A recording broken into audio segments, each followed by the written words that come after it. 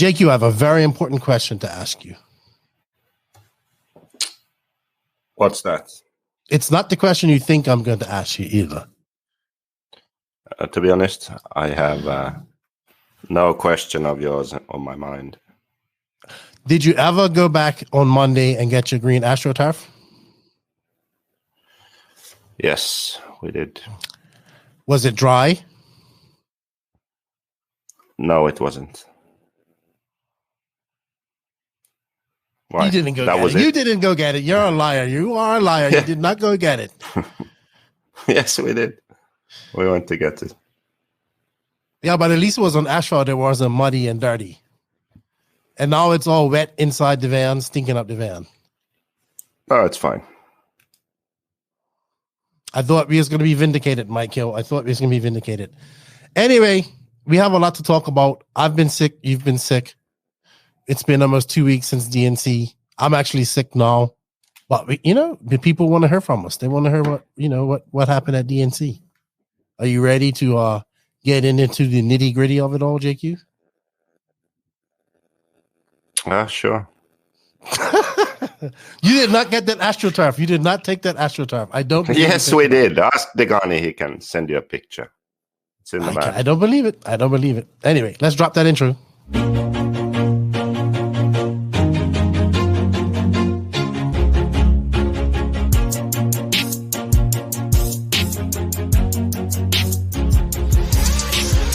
Nitro is the glory, but E-Buggy pays the bills. Welcome to the No Name RC podcast. Get ready for some serious bench racing. But be warned, we speak our minds, express our thoughts, and sometimes things can get a little rowdy. Hate, and he just was influenced by the hate coming from the left, the hate coming from the right. And let's get back to more club racing and less of this money-grabbing book racing. It's hard not to be arrogant when you're always right. Yeah. See what I mean? That's exactly why people call you arrogant, Max. You may not agree with everything we say, but it's definitely worth a listen. And our pick, can you stop whatever you're doing? Join your host, Leslie the Great, with co-hosts and guests as they get together to chat RC. Hey, after that race that I watched this morning, I have to talk about it.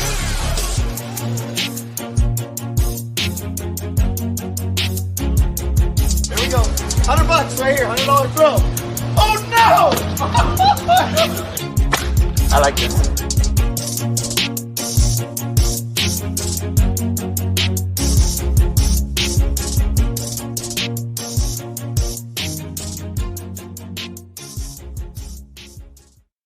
Yes, indeed. Nitro is the glory, but E-Buggy pays the bills. What's going on, everybody? Welcome to episode number 227 of the No Name RC podcast. I'm your host, Keena White, a.k.a. Left is Great. JQ is in the background. We don't need him for that, but we are back. As you guys can tell, I'm a little bit sick. We've all been sick after DNC, but we have to talk about it. We're here to talk about DNC. Just to let you guys know, this podcast is all about Dirt Nitro Challenge. With that said, I want to say thank you to all of the people around the world that support the podcast, to the NNRC squad. We can't do it without you guys. Thank you for all your help, all your support. Remember, keep hitting that like, sub, notification button on the YouTube, as well as leaving a comment. If you're listening to it on the audio platform, leave a review or leave a comment. It helps us out. Shout out to all the patrons of the NNRC and the YouTube members.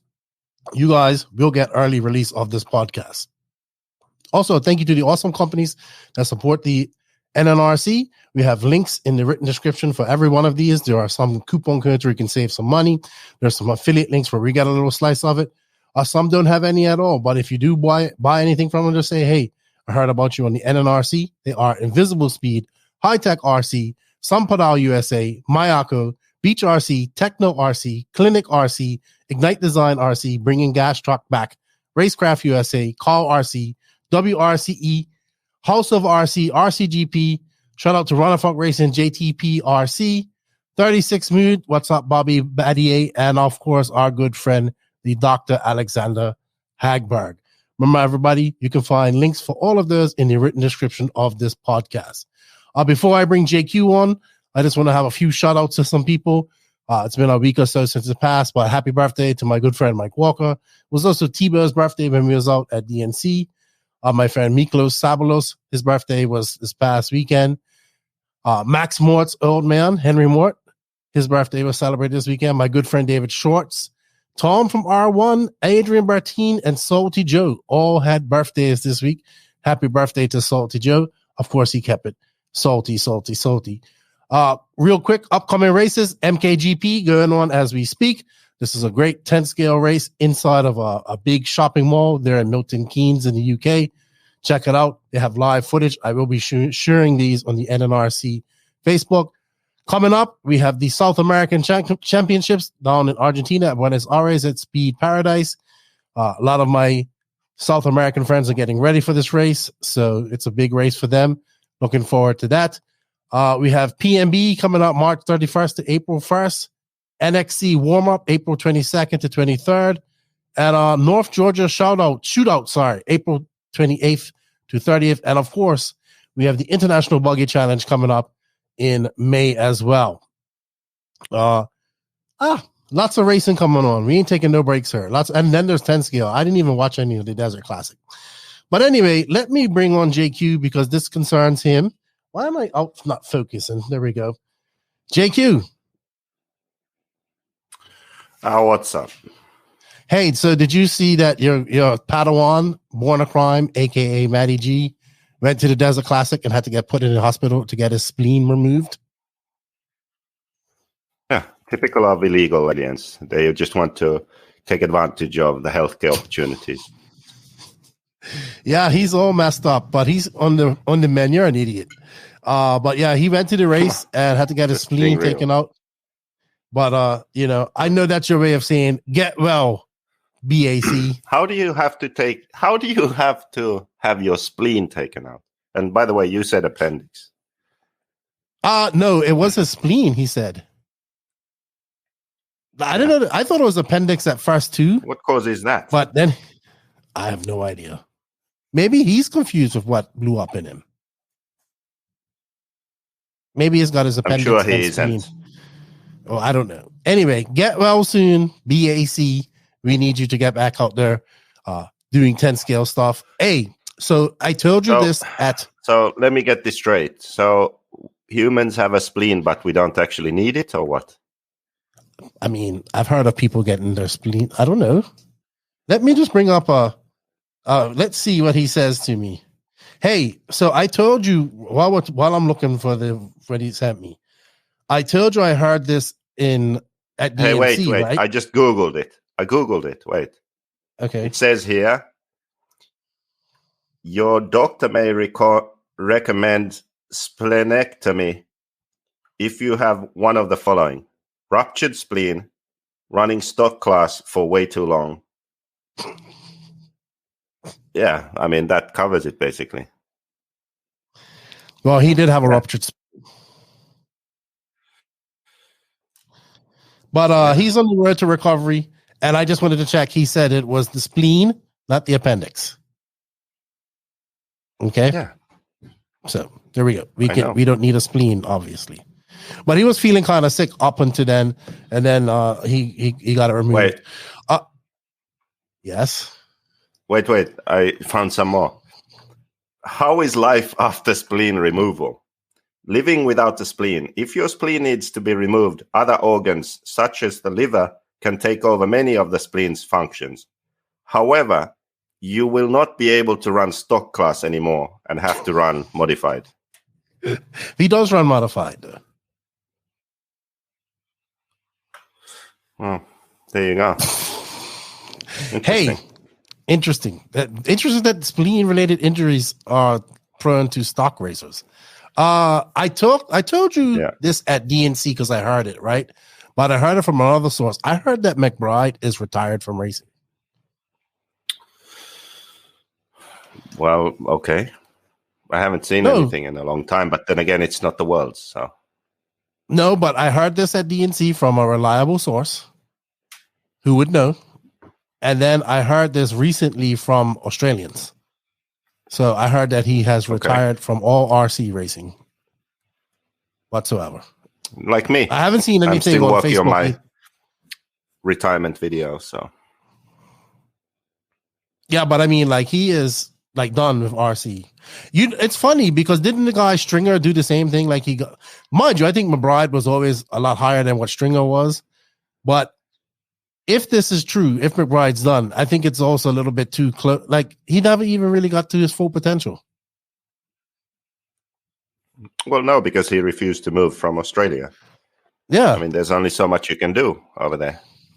The level in Asia isn't very good.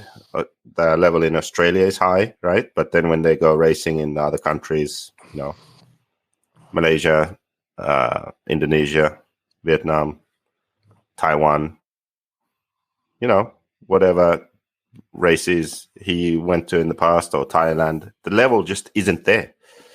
So there's only so much you can do. Racing one race a year in America or the Worlds or something, it's just not enough. So if he really wanted to do something in RC, he needed to move to Europe or America to do that. And he could have, but he chose not to. So, I mean, I'm surprised it lasted this long. I think like when he went associated, we all thought he was going to move to America, right? But that never happened. I'm actually surprised this lasted this long too. Yeah.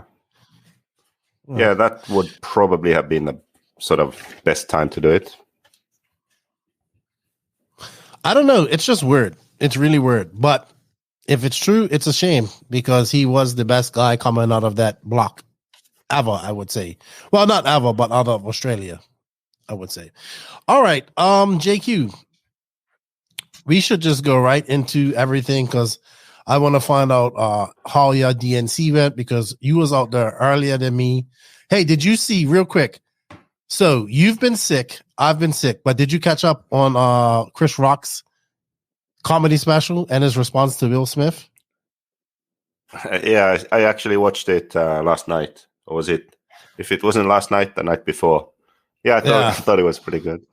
Yeah, I could see you doing something like that. Yeah, he went pretty savage. Kind of right up my alley. Yeah, he went pretty savage, but he was also real. I was like, whoa, oh. Yeah, it was funny. That's not going to be, they're not going to be happy about that. No, but I don't think he ever said anything publicly really about it until now, right? No, he hasn't. So it was good. Yeah, it was good. He was funny. Chris Rock likes to shout into the microphone a lot. I was like, oh. Yeah. Now Will Smith's definitely going to hit him. All right. Let's get on to this. And on that note, wait. On that note, have you ever been to a stand-up comedy show? I have not. I've been to see Bill Burr. Bill Burr is, I know that, maybe my favorite. Yeah. He told me to put my phone away. Oh, did he? It was right when he came out. No, because it was like right when he came out. So he hadn't really even started. And we were right at the front. I forget who I was with. Anyway, we were right there in that table, like by the stage. Yeah. And he said, put your phone away? He told me, no, he told me off. You know, crowd work. There we go. Yeah. There we go. What did you respond to him at all? Or just laugh at him? No, I was speechless. Wasn't able to think of anything. You were speechless? That's surprising. All right, enough about comedians. Let's get on to this. And this is what this week we are going to talk about DNC. JQ is all, I don't know.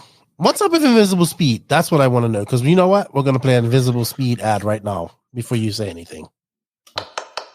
Actually, this is not scripted.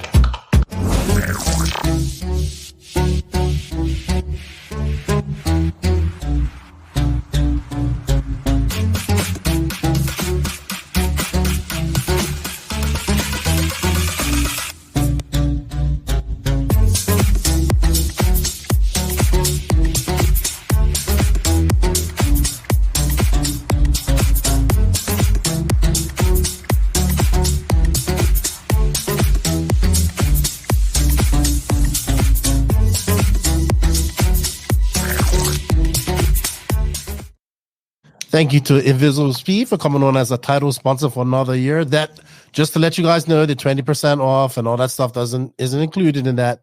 That was from the Euros. JQ, what's going on with Invisible Speed? I know you've been a little bit sick since you've gotten back home, but yeah, it's time to get cracking. Thanks for cutting me off then. Yeah, 20th of March, we start the live videos. So now is a perfect time to sign up, and then you can join all the live sessions for this year. And what we're doing is T-Bow, Ronnie Falk, and Robert are all joining. We're talking about car prep, driving, practicing, testing, racing, and then we hand out homework. So we'll start off with the first 2 sets of homework from last year. So we are repeating what we did last year, but we'll do it a bit quicker because many of the people are the same people as last year. Mm-hmm. So we go over some setups, like, for example, ride height. Everyone tries the same ride heights, like very low, very high, low front, high rear, low rear, high front, equal, medium ride height. So preset different settings that everyone has to try. Write notes, what they think, and then they pick their favorite setting. And we do this for everything: ride height, droop, camber, toe, all the different basic settings, just so that people learn to understand for themselves what they do and how powerful they are. And our 3 world champions at Mayako, they have to do it too. Because some of these things are things that even the top guys, they just get used to running something and they don't really change it much. So they kind of forget how good it is to make changes like that and how big of an effect it has on the car. Well, what's so that's next what for we'll you? Be doing. What's next for you? Aren't you? Because we had Ronald Falk on her this week as well. He said you guys are supposed to go down to Spain for some testing tuning as well. Yeah. So the thing is that 20th of March, that whole week we have live videos every day in the Invisible Speed course, and then the following week we go to Spain, and then we'll actually do all of that homework on 3 different tracks, and I'll make sure that David and Robert do it too, and Hampus is also going.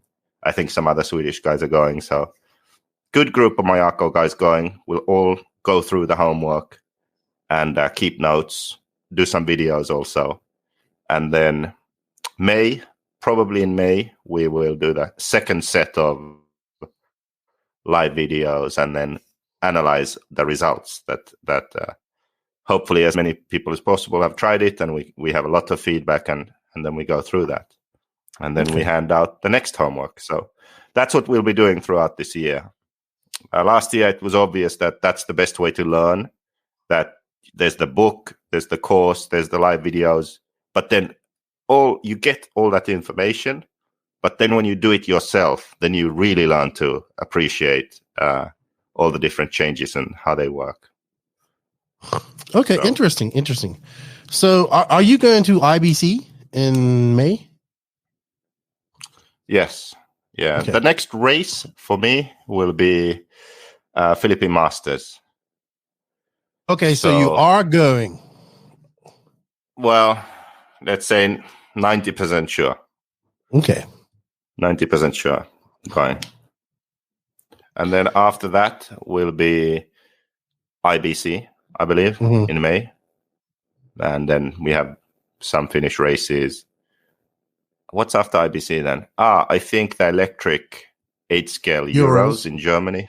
Yeah, that's pretty early on too. I think in June. So, yeah, that's what's coming up. Okay. No outside of Europe, like no coming back over to America anytime, or you just don't know? I mean, not planned right now. Okay. Only the only outside of Europe event would be the one in the Philippines. Okay. All right. Well, let's get on. Let's talk about that. You guys can get the Invisible Speed course at visiblespeed.net. We have a link for that in the written description of this podcast. Let's talk about DNC JQ. You got out there a little early this year, not as early as last year. You got out there the Wednesday prior to the event. What was you guys' focus getting out there? Do you think you should have been out there a little earlier? And tell us a little bit about that. Yeah, it was okay. Ran at Revelation a few days and then Thunder Alley. There was the hot race at why didn't you go to that? Channel Islands, and Robert and Jared did that race, and then David and me, we were testing and preparing at Thunder Alley. Mm-hmm. Well, I didn't do the race because it was really expensive to stay up there, and also you don't get to run as much.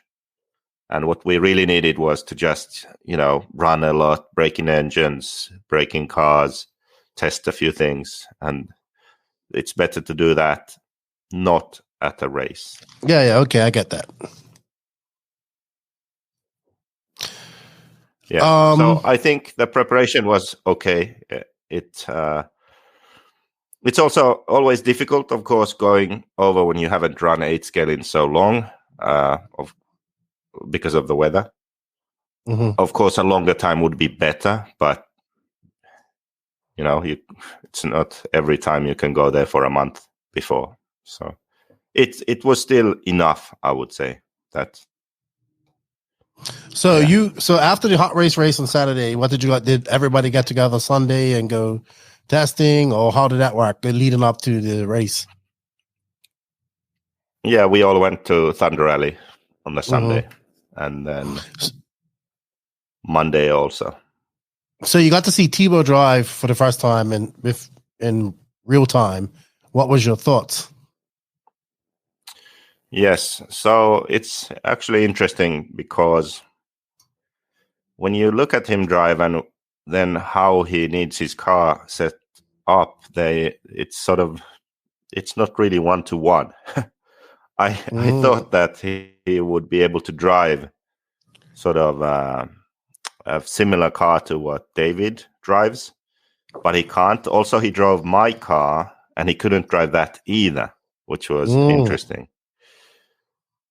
Because my car is sort of, let's say if you have Ronefalk's setup and Thibaut's setup, mine is in the middle. So he's very far actually from how Ronefalk sets his car up. But when you look at him drive on the track, you wouldn't think that. That was interesting. So the main difference is that he wants the rear end of the car to have a lot of support. But what I mean is that it's stiff on power. When you get on power and roll, the car is stiff and doesn't want to squat down a lot. David, again, is the opposite, where he wants it very soft. So I can't drive David's car because what happens is I can do one lap, not good, but then if I push a bit too much, then it gets sort of loose on exit. I drive into a corner, go through the corner. Then when I want to exit, it sort of keeps turning, oversteers when I want to go straight, or starts fishtailing, or it just, if you push it too hard, it bites you. So I don't like that. But then I adjust it so that it stops doing that for me and I'm comfortable. Thibaut adjusts it in the same direction, but even further. And that was something that surprised me, because it doesn't look like he drives that way. So the difference in setup mainly is he runs his rear arm a lot higher on the inside than David does. He likes more toe in on the rear also. The rear link, he runs it shorter. The rear hub, he runs it more forward. So basically, the rear end is just more stiff and has more grip, I would say. So if he wants it to get around a corner, he kind of has to break the ass out of it then. No, not really. I mean, the car, it still has enough steering, or at least it seems that way. But that is the thing that he's looking for often. So he gets it to there, and then he wants more steering from the car. So yeah, it's I think that in the main at DNC, his car was good. It looked good, and he said it was good. But I still think that there is quite a bit more to come. That how the car is now and how it's set up isn't really perfectly suited for how he wants it yet. But I think that now over the next months we'll get there. Okay. Obviously, David's out there testing the new tires, Matrix tires. You guys are out there doing it at Thunder Alley. Is it that you just think that the it doesn't look like it, but are the Dirt and Thunder Alley similar? They are not similar, right? Because the Dirt is more. The Dirt is more loamy than Thunder Alley, and especially now Thunder Alley was packed really hard. Normally it gets rough, but they had that race there and they packed the track really well before, so it was smooth throughout the whole race, which normally never happens. But I bet you it was packed. Smooth now also when we were there. I bet you it was packed and buzzing. That DNC buzz.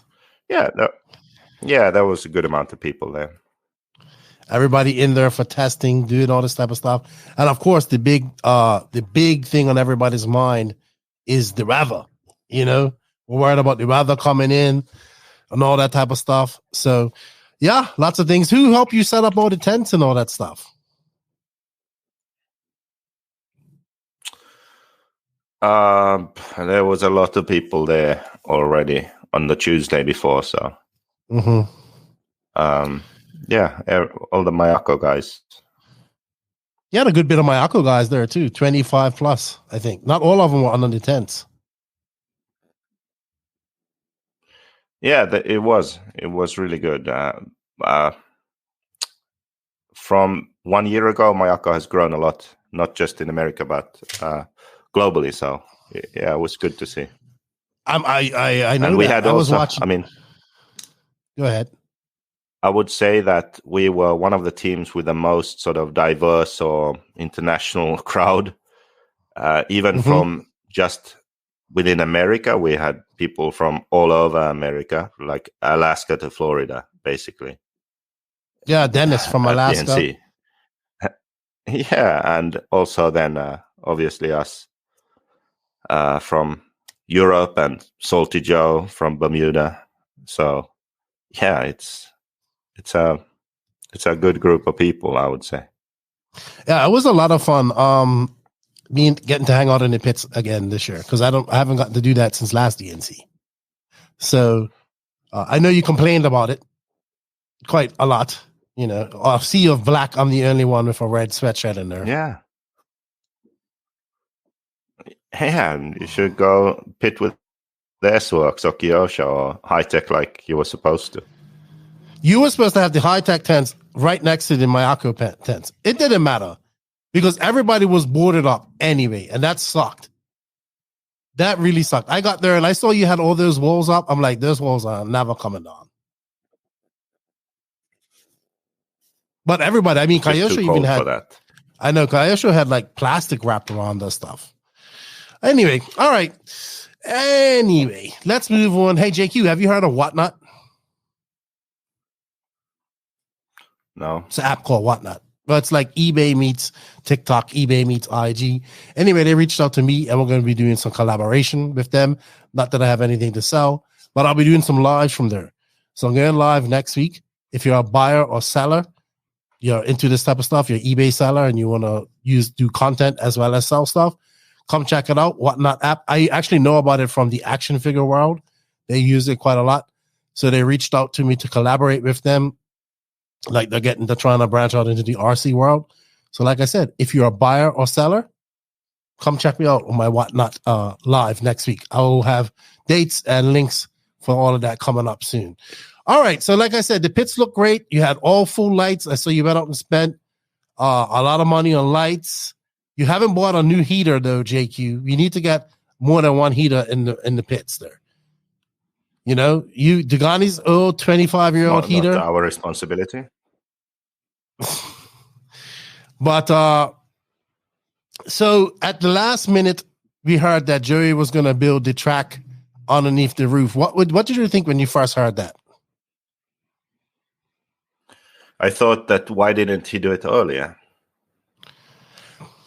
All right, so we'll get to that point. So he gonna do that, right? So we go on. Let's talk about day one. Day one, we go out. I would say this is the one day that felt like DNC. It was cold and windy, and it was. This is one of the most windiest DNCs I've been to, where it was actually flicking up so much dust. You know, it usually doesn't have that much dust. It's not that windy. But we're out on the big track for the first day. And then I'm over there, and I'm like, well, they moved all that dirt over there. It's obviously gonna rain. Why didn't they get? I couldn't for the life of me figure out why they didn't do the track all on Wednesday. I think they were moving dirt, but it was like I remember it was like, well, you said go look at the track, and it was just a square patch with dirt. I don't know. Anyway, what did you think of the big track then, going out there on the first time out there? Yeah, it was really nice, actually. I liked it a lot. Yeah, I thought it looked good, except the bridge, but it was fine.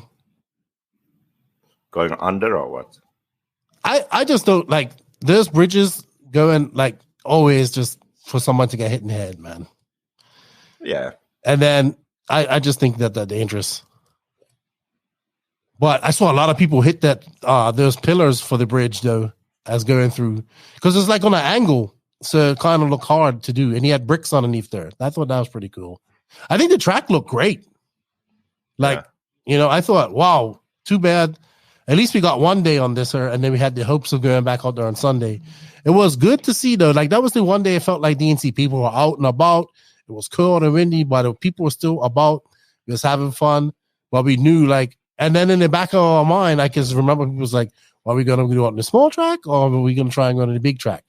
But that night they actually made the small track and we went out there on the Thursday. So what did you take? Oh, the watering schedule was something that was nilly-willy as well, because it was amazing how different the track was when it was watered. So much slower. So much slower. So David went out there in Buggy in his first seeding run, right? Blew up his ESC front one lap in, right? Not too worried about Buggy, but the Nitro Buggy, he goes out there and his engine moves, right? I'm like, all right, he's got one more left. And then when he goes to that last last seeding, it starts to sprinkle. And I'm just like, oh man, this guy's going to be done in like a low qualifier. He's going to be in the back foot. What was you thinking going into that? Like seeing like your star driver have like on the back foot like that on seeding day? Well, I mean, it didn't really matter because I knew we weren't going to qualify on that track. So the problem was, of course, that he missed 2 practice rounds out of 4. So much less track time. But since we weren't going to qualify on that, I didn't think it would matter. But it still puts you in a lower qualifying run. Like you're dealing with people in a low qualifying. You needed to be up there high. Yeah, but it shouldn't matter that much, to be honest. So, yeah, I wasn't too worried about that. Okay. So we come in Thursday and we're on the small track. What was your first thoughts when you saw the small track? I thought that he would make it a bit more sort of like the dirt and not so simple. I don't know why he did that. I just expected something a bit more like old school Hemet, you know? Yeah, I mean, I've been to Hemet once before. It's a little bit bigger than the area that we was at. But also he had those beams that hurt him as well. Well, yeah, the back straight was good that it was on the concrete, so there was a bit more space. But still, I mean, the lanes, there was a lot of sort of unused space. It was fine, but it was only fine because it got so rough. And then that kind of made for some separation. But yeah, otherwise I was a bit like underwhelmed with, okay, a double, some rollers and a triple. Like, come on, like make something nice. It can be low speed, technical, and still nice, you know? What would you have done in that small space then? Give me an example. Well, I mean, for example, back in the day, Jeff Alessi, who raced Supercross and RC also, maybe his brother is a bit better known. He had an RC track in sort of up in the desert somewhere, Victorville area. And he built it like a Supercross track, you know, and that was kind of loamy dirt also, but just, it was really fun in a small tight area, the middle of the track, you know, triple into a berm, do another jump. Like, it was technical, you know, on, off, like it was a low speed section, but because you used the berm to do a big jump and then into another berm, that's what made it good. And you can do those sorts of things, and you can pack the dirt, especially because it's under a roof and you can keep it damp and you can pack it. And when cars drive on it, it becomes like concrete. Okay. The sections that need to be like concrete can be like concrete. And like, as you saw, Joey was fixing it all the time, even though he would say he would leave it, but then he would fix it. So he probably left it very simple because he thought it's going to break up. So we'll keep it simple. That's fine. Okay. But if I was doing it, then I would have made something like that. So when people go there and they drive around the track, they're like, man, this is really cool. You know, that's kind of what you want. Not, okay, this is a simple figure eight with a double kind of feeling. Do you see what I mean? Mm-hmm. Like, but that's what was sort of missing. Yeah, I mean, I wanted to ask you why you got. I guess you got so you would get so livid when he would be out there fixing the track. Is Joey fixing the track again? And you go out there. Why was you so angry about that? Because it blew out in 6 laps, 6 heats. Yeah. So the problem with that is that he did it after practice before qualifying, and the idea is that we practice to learn the track, to know where the bumps are, to set the car up. Then we work on the car to make it really good for the track. And then he smooths it out. What the fuck? Yeah, but by the time he comes up, it's rough again. Yeah, okay. But not the same rough and not as rough as it would be. So at least if you're going to do stuff like that, then you have to let people know. You can't just be like, oh, it's DNC, you know, we're just gonna leave it, and then I'm gonna fix it after all. And what if you were in the first hit? You'd be fucked. You have 2 qualifiers on a smooth track, and then you go around a main on a bumpy track, you know. So it's just, he doesn't think about the actual race, and this is like a microcosm of all of RC. We have brands that pay professional drivers. We have professional drivers who the only thing they do is race. But then the industry and the races are not on the same level. They're so unprofessional. So it's just so stupid. If we just have a hobby and we don't really care, it's fine. Do whatever. It doesn't matter. But when you have companies spending money, professional drivers, then you have to be more professional, right? When you don't act professional in this sense and do it right, people stop caring. Like, it devalues the whole thing. Do you see what I mean? Well, I understand what you're saying. I'm just letting you get everything out. I understand what you're saying. When you go to Like the IFMA So World this is like this is supposed to be the highest ranking. Like this race, most will consider up there with the World Championships, or like notch a few notches down below that. And yeah, I kind of understand where you come from on that. Yeah, some people maybe, but it's not really, because it's so. It's like it is so unfair, and I don't want to say it's about luck. It's not about luck, but it's just about sort of what's the best way to say it? It's about talent and skill, yes, but right. It's not something where you can step by step improve to try to win. Because it's just, you get barely any track time. You never know what you're going to get. You don't know if they're going to water or not, or if they're going to fix the track between the rounds. You don't know. It's just a shit show, okay? So how do you approach that if you are serious yourself? If you want to prepare well and do everything right, you can't really in that environment, okay? You just have to rely on your talent and your ability to adapt, okay? So that's what I think devalues it a lot. And also then, if something happens, if a top American driver, no need to name names, has an issue, they'll wait. Oh, we have to wait, okay, 2 minutes, this and that, okay. If Joe Blow, no name, has an issue, maybe they might wait a bit. Probably not.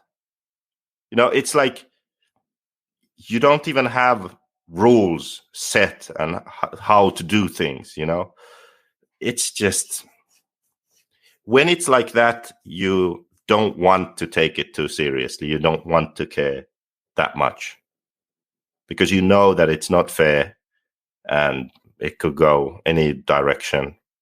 So you stop caring. Well, that was a long rant. Also things like I think it was on the Friday when it was raining and we got puddles going onto the straightaway. Like, it's little, I mean, obviously they couldn't do nothing about that till they knew it happened. But I mean, they can put a bucket under it or something. Yeah, I understand that. But that, when you're qualifying, that all takes away from that, right? You know what I mean? Like, that's something you didn't count on. Like, oh yeah, it's raining on the roof, but we have puddles. So it messes up. I was shocked seeing people's cars coming off there so muddy. As a racer, what was one of the most challenging things about the small track? Well, the bumps. It got so bumpy, but I don't know. Like I said, it was a really simple layout, and it's good that it got bumpy, so there was at least some kind of interest in driving around it. And yeah. As an engineer trying to figure out to get these cars going better through there, what was making that difficult for you? Was it the bumps as well? I mean, yeah, only the bumps really. End of the straight also, there was like it was so loose there. You needed good steering. At least I think watching a lot of the Mayako guys, it seems like we lacked some steering there. Everything was okay, but the end of the straight on the concrete, the cars pushed a lot. Okay. All right. All right, so let's get to Friday Nitro Buggy qualifying. We talked about the water leaking onto the track. I was surprised to see Savoya, Walker, and Lee all straight into the mains at the end of qualifying. Also, why do you think they went to the decision to cut down to just 2 qualifiers? Because of the 12 people on the driver's stand? Yeah, so because they couldn't fit more people on the driver's stand, and there were so many heats that we would have been done at like 1 a.m. or something. But hey, are you surprised? I'm not. It's the DNC. The focus is making money, not putting on a good race. They back in the day, we used to have 2 7-minute practice runs. Now I think it was 1 5 and 1 4-minute run. We used to have 7-minute qualifiers, I believe, 2, 3. Now we had 2 qualifiers of, was it 6 minutes or 5? 5. So yeah, we had 2 qualifiers instead of 3 7-minute ones. But you have Or to agree there was like some 6-minute ones before. But let's be honest, Jake. There was some extenuating circumstances here. It doesn't make a fucking difference. It's the so same, you would rather be there till 1 o'clock in the morning. Time. I would rather have less entries so we could have a proper race. All also, right, the mains, lower mains, you race Nitro, you get a 10-minute main. Get the fuck out of here, seriously. Are we just going to rant about this the entire podcast? Yeah, basically we are. That's how I feel about it. Well, but you gotta have some jokes. What are you drinking? A beer. Yeah. All right. I can tell that you are not going to be welcome at DNC next year. It doesn't matter. I'm not going. I'm done. You say that every year. No, now I'm really done. It's if DNC was like this and there were other races that weren't, that would be fine. But all the races are the same. That was my issue with what's his face who runs TNR. Chris Nelson. That was my issue with that because he comes in, spends a lot of money. You know, what does he do? The same shit. Too many people sign up. He has to cut down on the race times. He doesn't give people enough track time or long mains, etc. And then pays them off by having a raffle. Or you want an OGO bag. Now you're happy. If you want an OGO bag, fucking go to the store and buy one. If you want to, you know what, RC, JQ, though, go to the RC track and race RC. That's what I think. What? You know, you've been singing this same tune and beating this drum for so long. It's not going to change. This is what people want. This is what they want. Yeah. No, it's that you're wrong about that. It's not. Don't go on the punch in the face thing. No, listen. It's not what they want. It's what they have now, right? It's what they get. And they want to race. Obviously, RC, listen. So they go to those races. But I'm saying that I'm done because I agree with you. It's not going to change. There's no point in going. Hold on. 12:14 p.m. 10th of March. You agree with me? Fuck. Yeah, I'm not going to waste my time anymore going to those races because they won't change. So we're not going to go. Instead, go to races that are good, where you get good track time and the races are run to a schedule and they are fair and you can have a good time. Instead, so what race would that be? What race would you go to now instead of DNC? None in America. Just there are. Okay, well, I'm just asking you. What race are you going to go to? Good races in Europe. There are good races. No, but at some point you're going to have to come back over to America. Yeah, then we can put on a race or go to a smaller race. Something like that. Not these big ones that are just about making money. Like the Joey races, Dave Lakem races. Forget about it. Not going. Not worth it. You mean you personally are not going? Yeah, I'm personally not going. And why would Marco spend money going also? Not going to happen, I don't think. I did hear you say this about... I did hear you say this to Barry, and he agreed with you. There's no value. Yeah. So there's much more value in... going to races where this is it. If those races were run well and you went there and there was great coverage and you would have value regardless of if you won the race or not, it could make sense to go there because it's like you're showcasing your brand and what you can do and your products. Then it makes sense. Going to those big races now, you barely get any track time. But it's still a big race, so everyone's kind of tense. They want to do well. It's not the same connecting to your customers, etc. There's not great coverage unless you do it yourself. Then it's not worth going. If you go to some regional race, which is more relaxed, more laid back, you can have a barbecue with the people there in the evening. You connect on a different level with the customers and other races. That is more valuable than going to a DNC or a PMB. Do you see what I mean? I understand that, but listen, that's a much better way to do it. If we are professional racers, we need professional races, and if they don't exist, then we should go to the one that offers the most and best value to us. So, but at some point you're going to have to race. So listen to this. Yeah, okay. Then you race the Raw Nationals and the Worlds. Okay. All right. Can we get back on track and continue talking about the race now? Okay. So Friday, Buggy qualifying day. Kind of just shocked. You know, you go in her, you think Ronaldo's going to do what he does, like he's going to be all right. You know, like he usually does. He's going to outseed this, but no, man, he's in a D-man review. How did you feel about that? Yeah, well, if you had told me before the race that I would go to DNC, I would race my D-main with Ronaldo and unlap myself at one point and be catching him and finish one spot behind him. I would also end up in a fight and like a legit fight, my first legit fight in 39 years. I would have told you that lay down the crack pipe, my friend. It was very unexpected. Very unexpected.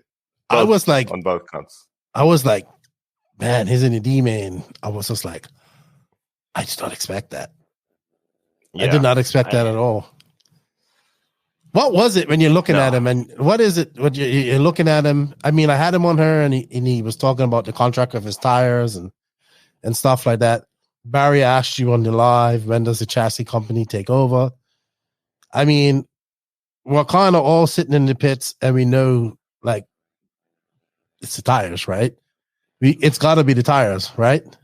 Yeah, it was. So we have talked about it internally. We understand each other. We have. Mm-hmm. I understand you have to support him and his decisions too. Yeah, we have a clear sort of path forward now. We know where we stand. Mm-hmm. We obviously disagreed about how the situation was handled and also how we even got into this situation. On my side, I knew we had a problem already at Thunder Alley because in the daytime when the track was warmer, regardless of if it was dry or wet, he was fine, and better when it was dry. When it was wet, still okay.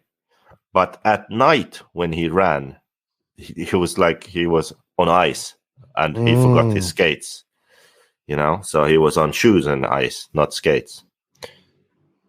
So I knew there was a problem already then. I mean, I don't know if he had accepted it at that point, but I knew. And yeah, turned out to be right. So when they didn't work at the race, I wasn't surprised because of the Thunder Alley thing. But I would say that there was a certain point in qualifying where there was this situation like, okay, we know it's not going to work. Are you going to run something else or not? And then he didn't, and then I just gave up. So then I knew, like, okay, this race is done. There's no point. And we still had Robert and Jared, of course, and they were doing well. So in that sense, it was okay. Like, okay, so David can't do much this race, but at least Jared and Robert can. And this track and the way the race is like Robert's kryptonite. So the fact that he was sort of battling for the spot in the A-main, I thought was already good. Because, you know, Bob, he likes to smash everything to bits for a bit and then settle down and go, but you can't do that here. You don't really have a warm-up to the races. The tracks are, the track is very different to the kind of tracks that he normally races on. So the fact that he was as good as he was, I thought was encouraging. And for Tebow, he was a bit unlucky, I would say. And yes, yeah, because I think in his one of his qualifiers, he went off the pit lane, right? He went completely flying off the pit wall and had to go. That was the second one, but I know you make your own luck and all of that, but still, just to give an idea, he was maybe 2 laps from the end or something, like very close to the end of the first qualifier. He crashed on the double. I can't remember what happened or why he did it, but I remember watching. I just remember seeing it. I'm like, damn, what a shame! Like, because he was a good run. He would have been second or third for that round. So it was really good run going. And I just think that if he had not crashed there and finished and qualified second or third or whatever, it would have been a whole different race and situation. So, but he was in the B, he bumped to the A, he had a good race. At one point, he was 3 seconds behind Fend and Mayfield, who were battling. At one point, he was in second place. So that was really good, actually. And then he dropped a bit back because he lost his rear brake. I haven't seen Tebow that fast in a long time. I thought at one point he's going to do it. I'm like, is he going to do it?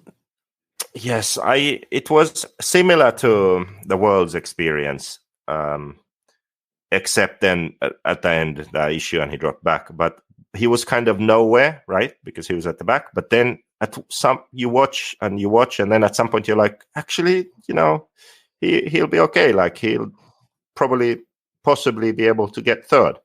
But then he's catching, and you're like, wait a minute. If this keeps going as it is, he can win. There was that moment in the main. When at that point, when it was like Mayfield had 1 stop more, and he had the same amount of stops as Fend, and they were battling, and he was 3 seconds behind. At that point, it literally looked like I thought he was going to win. Yeah, right. And he was doing good laps and everything, but yeah. So it's a shame that he lost his rear brake. Because it would have been fun to watch the battle. Like, what would have happened? Like, would he have been battling those guys, or just constantly, slightly behind in third? I don't know. But yeah, it was interesting. He did well. So I'm looking at Pro Q1. It was Fenn, Ogden. I'm not surprised Ogden's faster. TZO's got a headquarters here. They probably have good tires there.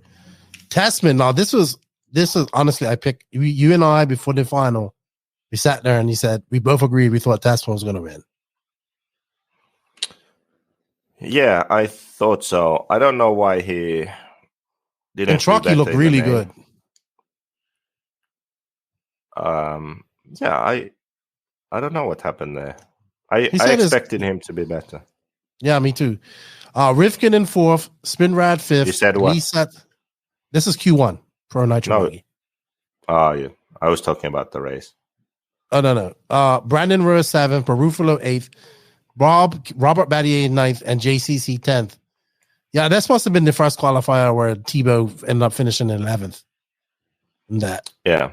Ronaldo had a 24. So then we go into this next qualifier. He needs this. Let's see who came out in Q2. Dakota Fan takes it. Tasman. And Q2, Tasman looked really good. His car looked really, really good. Mayfield, Savoya. I would have never thought Savoya would be there. Ryan Lutz, Cavallari, Jarrett Tebow, Caden Fuller, not the Mason Fuller. I didn't realize that. Brandon Rose, Adam Drake, 10th. Wow. Adam Drake had a good run. Yeah. There were 3 Kyoshos in the main, and it's because, have you seen the videos Kanai has put out? This was like a Kanai track, The tracks he runs on they look like super small and tight, and looks like a field where they just put quickly built the track like that day, pretty much. That's what they look like, all loamy and rough, and yeah. So this was as close to a Kanai track as you get. Don't call it a comeback. Hey, if you would have told me that Yao Figueredo would have been 6th at DNC. I think he had everything going for him. Like I said, the Kyosho, it works in these. And that Proline Hill Shot 4, that Proline Hill Shot M4. Exactly. Really so good. he had a Kyosho and Proline M4 whole shot. So probably the best that you can have in those conditions. There we go. All right. Let's go on to all right. Runabout, do you think Runabout's going to bump out of?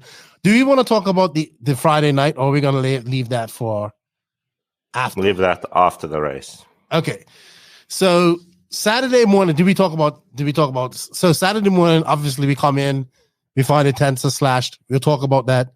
The mood in the pits is like just shitty, because everybody's like, fuck. Like everybody's just pissed off, like, nobody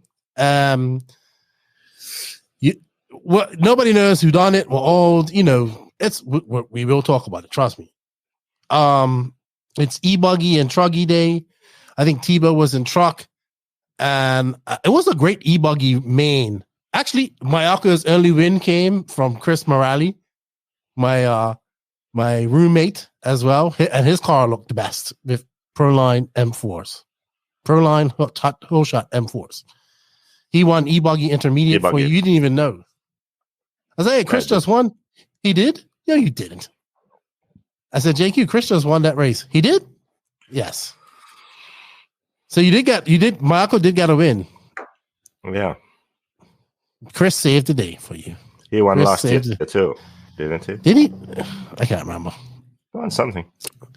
But it was a great e-buggy main between Fend and I think Mason Fuller were battling it out. And I thought we was gonna, and then at Truggy Testman came in there. The Truggy battle was pretty deep. I remember at one point, the one good thing about this track is that it made for good racing. And everybody that watched it online enjoyed the racing. So we saw a lot of ebb and flows. So at first, you how you see Fan check out, you think he's just going to check out. But the Truggy man ebbed and flowed. And then like Testman got up to the lead and he had to battle off Mayfield and Fend at one point. And he looked really good. And I was like, man, he looks really good going into the Nitro Buggy man. But Fend looked good in Truggy. It was a great race. I thought the Truggy man was one of the best races, period. And going into Sunday, there was thoughts that we might go out to the big track, but I think that was kind of nipped in the bud a long time ago. Do you think we should have been out to the big track on this Sunday, JQ? There was no way. Yeah, it was too muddy. Too muddy. It had pools. Jay Smoker was running a boat out there. Anyway, yeah. Do you think, so we come up, it's mains day. Is it like, do you think Ronaldo's going to push through from the D main and bump up to the A? Do you think he's going to do that again? You said it on the podcast the day before. I thought he would bump at least to the B main. Come on. Yeah, I saw him try. I saw Ronaldo willing to bump, but it just wasn't happening. It wasn't his day. He was done for the day. I think when that happened, he was able to actually enjoy himself. He relaxed a little bit. The pressure was off, and then it was all up to like Bob and Tebow to carry the torch for Mayako. They were both in the B main. There was a lot of names that were load on. Y'all Figueredo actually bumped up from the C main too, I believe, right? I believe he did. Yeah, he bumped up from the B main with Jarrett. Did you watch? I missed Tebow's B main. Did you watch it all? Yeah, it was good. It was good. At one point in the B main, actually. Mm-hmm. At one point in the B main, it was Tebow first, Robert second. I saw that. I did see that because I was watching. Yeah, but Joao was really fast and he was coming. Like he was behind Robert, and Robert got into second, and it was like, for that moment, it looked good, but I knew Joao was coming, and then he got by Robert. But yeah, it was a good race. JCC misses out the main.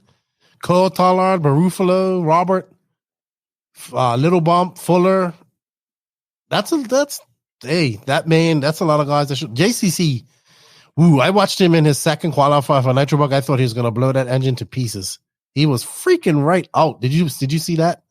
I was standing next to Tim Lime, and Tim Lime just shook his head and walked off. But yeah, not a good race for JCC. All right, so going into these mains coming up, that day, it was so Sunday was a little bit better. It wasn't raining, but we was able to be out and about. It started to feel like DNC to an extent. People had come. It wasn't no sun, but we started to get out and people came out of their huts. Like I saw my boy Mike Sorchi, and I was like, dude, I didn't even know you was her. It's like, I'm in over in the Kyosho pits this whole time. I was like, because that was the atmosphere. Everybody was kind of just in their pits. I get it. It was cold. It was very cold. But that kind of took away from the atmosphere. But on the last day, we kind of had that. You would have to agree. Except that we were still in a small track. But it was buzzing. JQ. Yeah, I mean, mains are always good at DNC. So, yeah. That wasn't any different now. No. And then I remember we said, before the mains went up, Tebow bumped up. We was like, all right. We said Tebow top 5. Tasman will win. But I still kind of had Fend as winning there. I didn't have Mayfield winning there. But when they started this main, it was like those 5 guys kind of broke off from the rest of everybody. And I thought at one point Fend was just going to walk away with this like he normally does. But then guys were able to reel him in. Even Cole Ogden was that's another thing. I got to figure out where did he come from after he was a lap down at one point from Tebow. But I saw that Fend, Mayfield, Tasman, I kind of saw from the beginning he didn't have nothing for the winners, for the leaders. So I was like, he's just in there for like a top 5 finish. Cole Ogden in the beginning looked like he had something for those guys, but kind of faded out in the middle. Came back in the end on a strong finish because he unlapped himself, I believe, and got by Tebow. Tebow, I think, was the very most impressive out of all those guys. He actually just literally saved the day for Mayako, I think. He looked good. Like you said, at one point, I was like, I think he can win this. And I was watching him. And then, his brakes went and he just started making mistakes. But it was really interesting between Dakota Fend and Mayfield is because I still think that Fend was faster. Mayfield just wanted it more, I should say. Because Fend looked all right out there and he had the longer pit stop, but I think Fend in the end just started making some silly mistakes. Like when Mayfield and Fend started battling each other and Mayfield got in front of him, then Fend tried to catch him up. That was when Mayfield was able to pull away.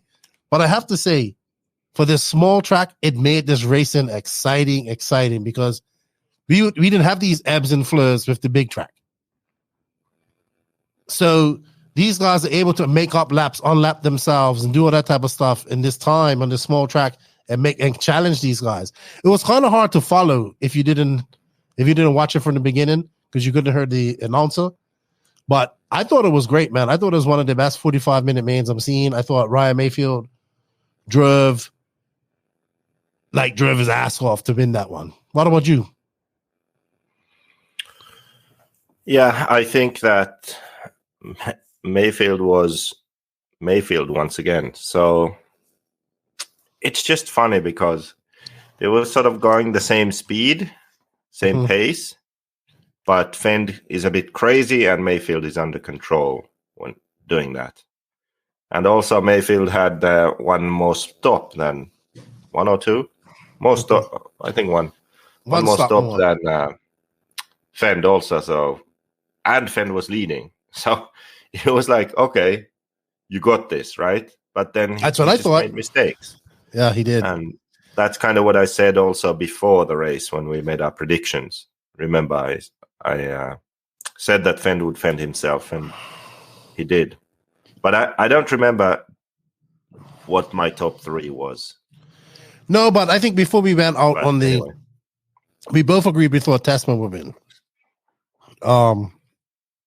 And that Jared will get a top 5. Was you happy with that top 5? I mean, I think it's okay. Yes, top 5 is good, and the way he got it, of course, a bit disappointed because I think he could have been in that battle for the win. So at least finish top 3. That would have been good. So it's a more shame. impressed with his pace than his finish. I would say I was impressed by his pace in the main because it was really good. It's really hard to come from the back to the front and battle through that mid pack. That's hard to do. Like, you have to be clearly faster than those guys to be able to do that, because otherwise it's a case of you kind of get stuck there. You know, it's especially on a track like that, you know, because you get caught up with someone, hard to get by them, then you squeeze by, then you have a small mistake, then they get by, then you kind of get stuck there battling. But he just got through all of those guys and pulled away and caught up to the leaders. That's hard to do, really. Mayfield giving Techno their first big Nitro buggy win. That's good. They've been after it for a long time. I think so. Is it really their first big win? I think so. I don't think they've won, I don't think they've won a DNC before. They haven't won a Nationals. I could be wrong. If you're a Techno fan, let me know. We will correct it. But their first big Nitro buggy win. So they were happy. Congratulations, Joey Bardon, who also came. He had a good E-Truggy main and won that. Yeah, I thought that was a good main, man. Cole Ogden. Cole was down in 6th at one point. And then he unlapped himself. And I'm like, wow. He got that 4th, Tebow 5th, Yao Figueredo super. I think the Kyosho plus the tires helped him out. What do we think about Ryan Cavallari in the WRC in 7th? We're not calling it a comeback. He never left. He's leaving. Wow, JQ, you're not even somewhat impressed with your good friend Ryan Cavallari's 7th place finish at DNC. I mean, he got in there because he's a great driver, and he put 5 minutes together. That's it. He didn't finish last. No, 7th is where you finish when you're off the pace, but you don't have a problem and you finish. It's a rule in RC. Your good friend Renault Savoya in 8th. Another one that I never would have thought would even be in the main. No, but he was running Kyosho, and he put 5 minutes together in qualifying. That's it. Spencer Rifkin 9th, Ryan Lutz 10th, Walker Spinrad 11th, Lee Setzer 12th. Lots of C-Hub cars over Pillow Bowl cars in this final. Anything you want to say about that, JQ? Well, we ran sort of a middle setting, so KPI 0.5. We have KPI 0, which is like what Kyosho has. We have KPI 1, which is sort of close to what a Pillow Ball has, and we ran something that's between those on this track. It was good. Interesting. Any other thoughts on the main before we move on and talk about other things that happened at the race? Anything you wanted to mention? No.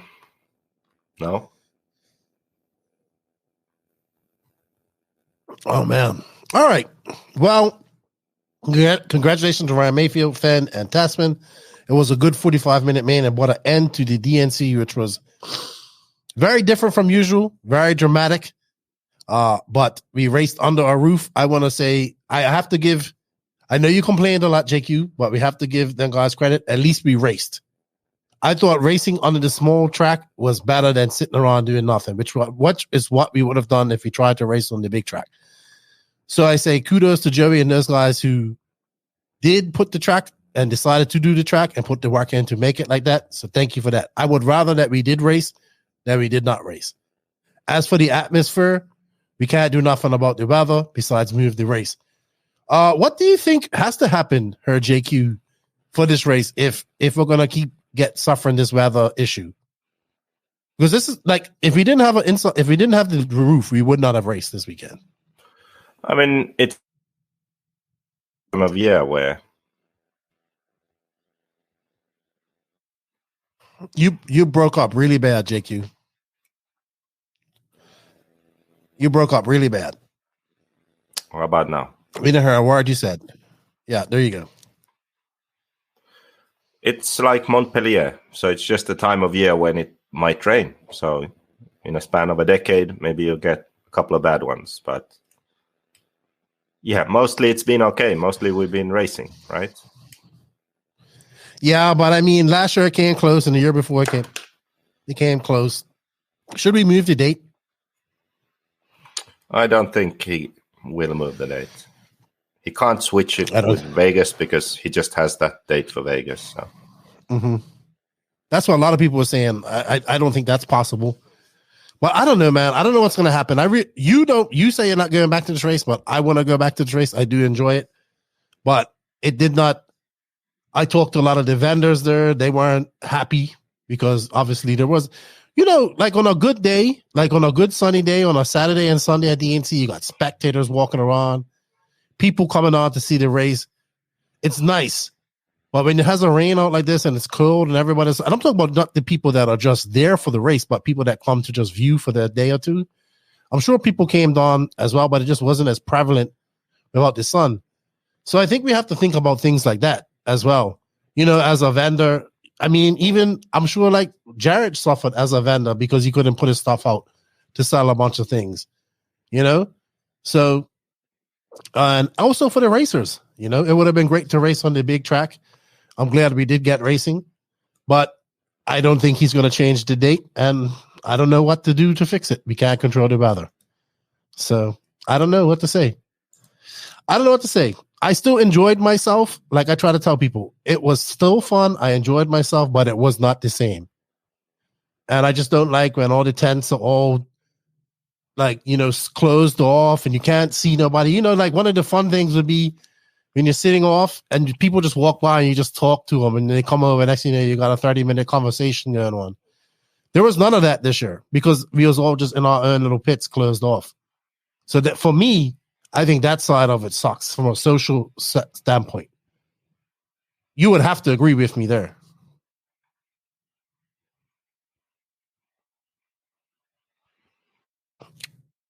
Yeah, of course it's worse when the weather's bad and you can't walk around, the tent's not open. But yeah, it is what it is. You can't control that.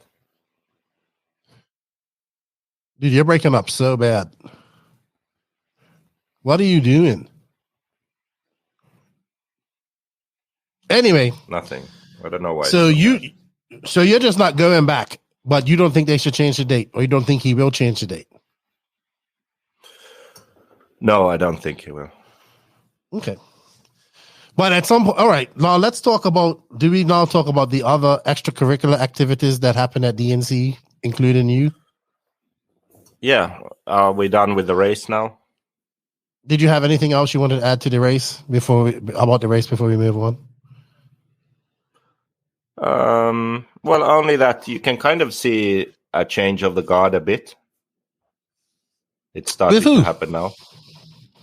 Who would you think? Well, I mean, yep.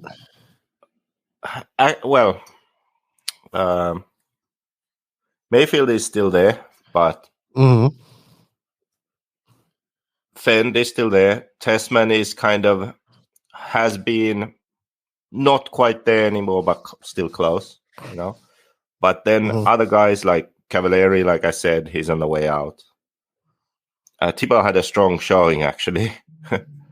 But I believe he's on the way out for other reasons. You'll hear more about that soon, I'm sure. Mm-hmm. And then you start to have guys in the main that, wasn't Lee Setzer in some main, Spinrad. Like, who the hell are these guys, right? Oh, Lee Setzers were making mains. Yeah, no, well, not really. Not for long. Yes, he like, has. if you... No. Like, he made Travis Amescua was at last year. That's long. He made mains this year. Yeah. How is that for a long time? If you go and look at the results from 2020, these guys are nowhere, right? That's my point. You wouldn't even know who they are if you just check results. But now these guys are making mains. That means someone will stop making mains, right? Mm-hmm. So you can see that's now happening also in America in Nitro, where you see different names in the main, and some drivers who used to always be there are now in B mains, C mains. So that's definitely happening. All right, let's segue into the next segment. Where is this a rant segment, or what are we gonna do here? Is this like what are we? No, this is well, I don't know. This is not the rant segment. This is ending the race because coverage. you ranted enough already. So no, we can have a rant, but you want to rant even more? Yeah, we can. Okay. Well, not now in the segment. So we have to finish the race. I'm coverage. just saying. You went on like a 20-minute fever-fueled flame-throwing rant already. You know, you still want to. I mean, you ain't really happy unless you're complaining. I can see it's starting to perk up now with the thought of having another rant session. Yeah. So, obviously, making news in DNC again. This time is you, and not in a way that off the track shenanigans. Yeah. And tomfoolery. So I remember, you know what? I remember, this is what I remember. You going, I'm going up to, what's that place called? The whatchamacallit room? The Derby room or whatever. I'm going to the Derby room to have some drinks and party. And I remember me and Axel driving across there. And Axel going, Lefty, you want to go in? I was like, let's just go home. You know, let's be adults. Let's go home. Why did you do that? Huh? Why did you do that? I know, you know why? Because if I would have been there, this all would have been avoided. This all would have been avoided. Anyway, so how do you want to do this? I don't know, but all I know is I am so glad I was home in bed when this happened. I'm so glad. I'm so glad. I should have been. You should be. You should have been at home trying to figure out what was wrong with David's car and all them other guys' cars that night. Nothing wrong with the car. You went out, and the first thing Mike Walker's like, he sends me a picture of you carrying Trent, and I was like, okay, why is Jake you carrying Trent across his shoulders like this? Okay, well, I have a video. No, let's put the video.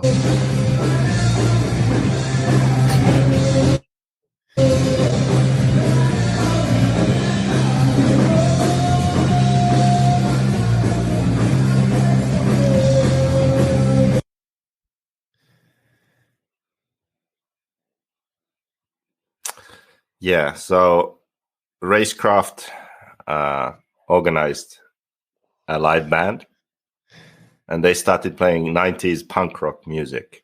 So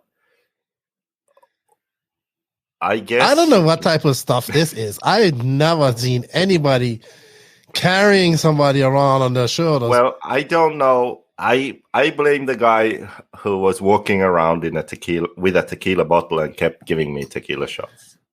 So at some point, those tequila shots kicked in, and for whatever reason, I decided that I was gonna, liven up the party a bit because no one was on the dance floor. I started. No one was on your tip.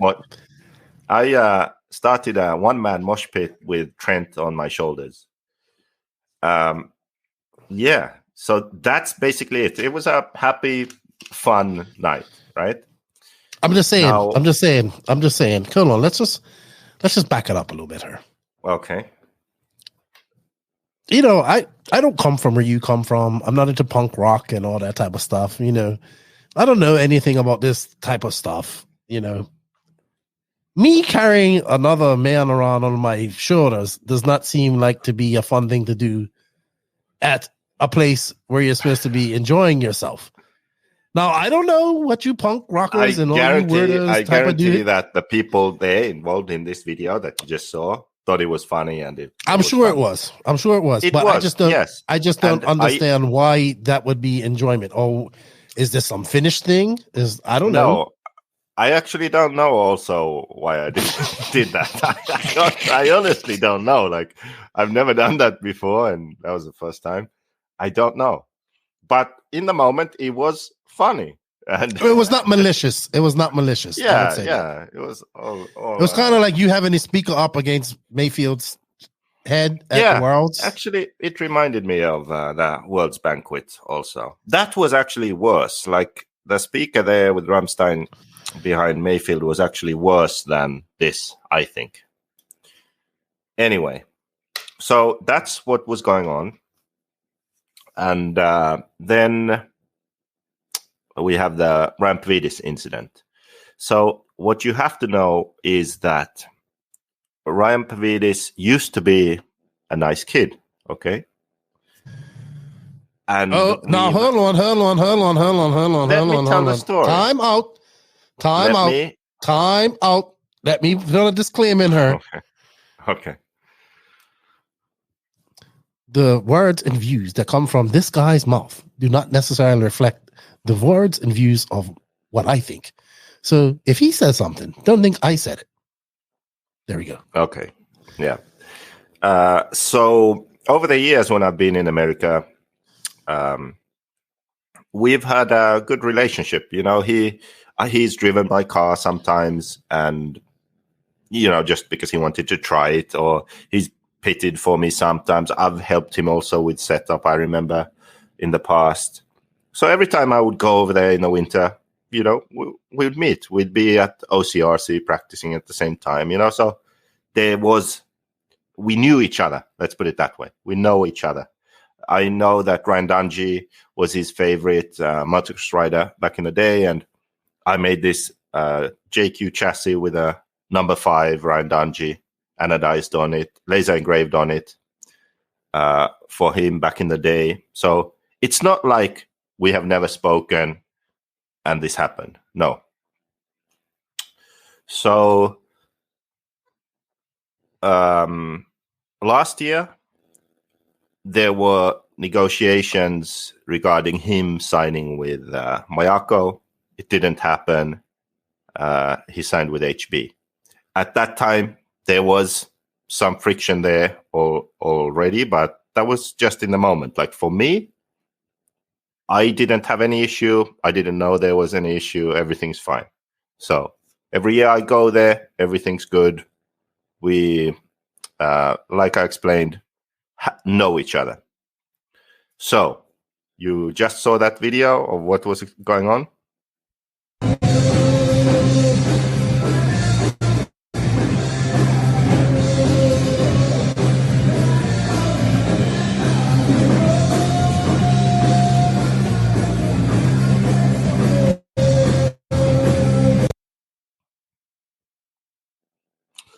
In my attempt to get the party going, I also approached Rampvidis, and I attempted to lift him up on my shoulders also, same as Trent. Well, he didn't want to do that, so he fought back. We struggled a bit, and that's it. Okay? Then you're muted. He says you pushed him on the ground. Okay, well, I went to try to pick him up, and he struggled against that. If we ended up on the ground because of that, that's why. Okay? Okay. Does that make sense? Yes. So then later on, after that, I'm sitting kind of where this video is filmed from, looking at the band, just sitting, whatever, people watching. There was no one there right then. I was sitting there, and then he walked up behind me and sucker punched me. I'm guessing as hard as he could.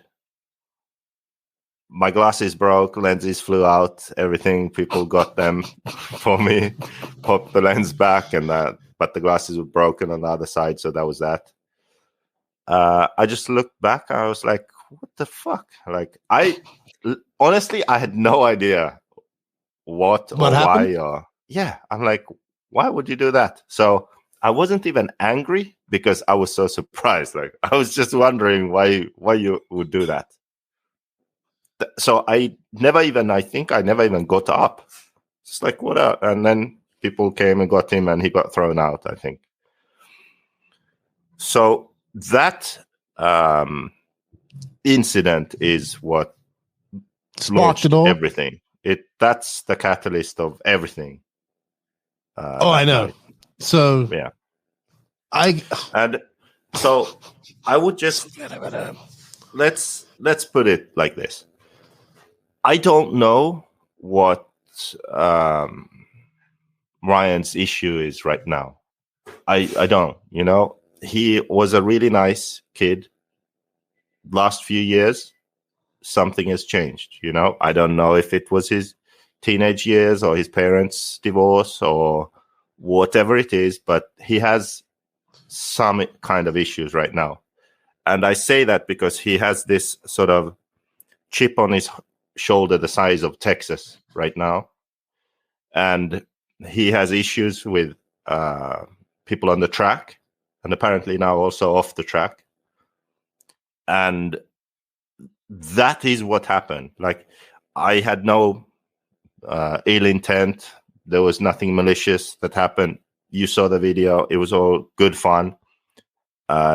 He didn't take it that way. And he went way over what's acceptable for, you know, a retaliation or whatever you want to call it.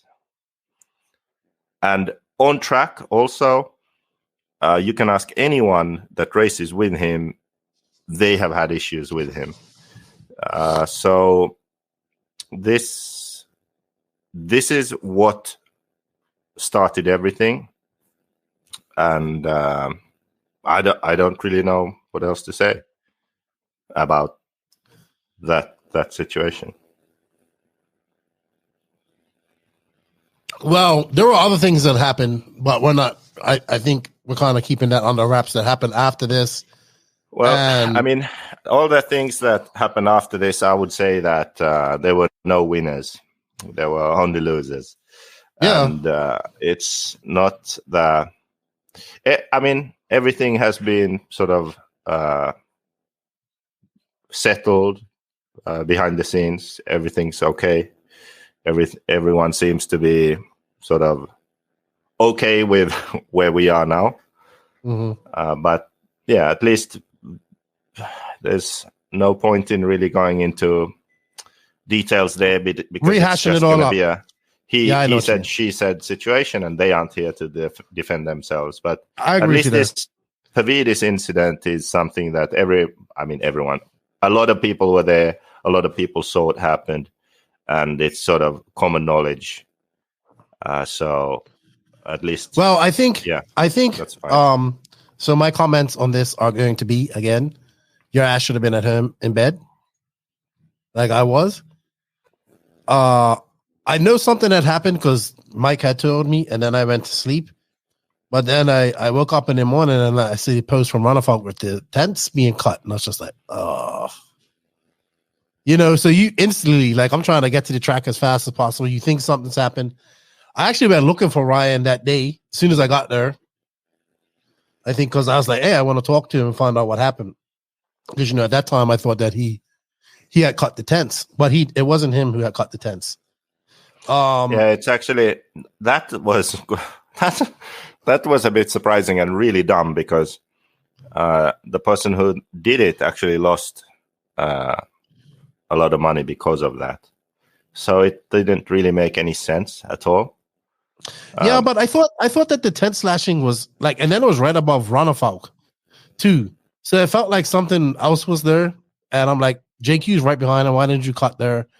You know, this is not the first time we've had issues with. You know, I remember back in the day, Summer Mariba had a tent, JQ tent mashed all up, but like they messed up the frame at Thunder Alley at a race one time. I know other JQ racers. I'm talking about JQ racers, but in my experience, other JQ racers that had something broken or something taken, and they felt like it was malicious. I mean, shit. At one time, we had bounties out on our cars, like, you know. Oh yeah, I forgot about that. It was when they had what was the shit fountains? Loop is Live. Loop is Live, exactly. Right, they put bounties out. So I think, and then obviously I come into the pits and like Ronald Funk sitting there, like the whole pits is, we got 20 plus guys in there. They all come to have a good time, not to be involved in this drama. And like, Ronaldo fucking got a place to pit, and everybody's just like, and like nobody's answering nothing. So clarification, just since we mentioned going into this a bit, what happened was that we obviously assumed that it was so the person I had the fight with in the night, we assumed that it was that person, but it wasn't actually, because what happened in the night was that I smashed a phone that Ramp Vidis was using to film.